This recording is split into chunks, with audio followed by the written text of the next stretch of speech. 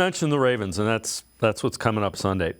I'm really curious to see what the Browns do against them. I have a pretty good idea of how they're going to approach it with Jim Schwartz.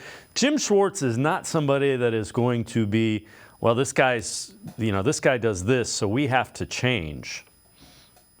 I tend to agree with you. Now, we're not going to know till Sunday, or maybe he'll tell us Thursday when we talk to him, but it's an interesting discussion because, we've talked to Myles Garrett every year when they play Lamar Jackson. He talks about having to kind of hem in his rush, right? He can't be as aggressive because if you get too wide up the field, Lamar Jackson can run inside of you, and that's a danger. So Garrett has not always been as aggressive.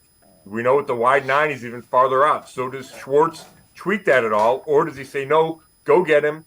We're just going to get pressure from every spot, right, inside and outside. Our linebackers are fill in, and he can't escape, right? Like, that's one way Schwartz could do it. I think that's probably what he will do.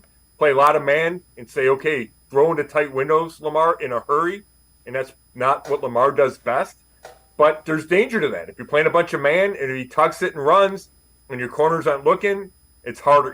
He can go forever. So it's going to be interesting to see how Schwartz decides to handle that. I know some people think if you blitz Lamar a ton, that's the way to go. You play cover zero, bring everybody, get the ball out of his hands. We saw, I think it was Miami did it that one primetime game. I wouldn't be stunned to see Schwartz do that either. Yeah, the thing is he hasn't looked great when you've sped him up.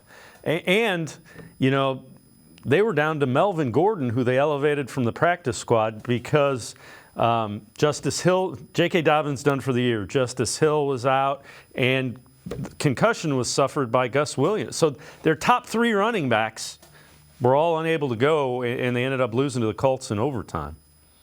Right. So if you think the run's not a threat, except for the quarterback, then maybe you drop 7 in coverage and say, okay, Lamar, throw into a bunch of bodies, right? Everybody's going to keep their eyes on you. We're not worried about you running the ball, throw into coverage. That's not how Schwartz has played to this point. So I don't know. Maybe he'll mix it up. Maybe we'll see some of both because I think both philosophies make some sense against a guy with Jackson's unique and unbelievable skill set.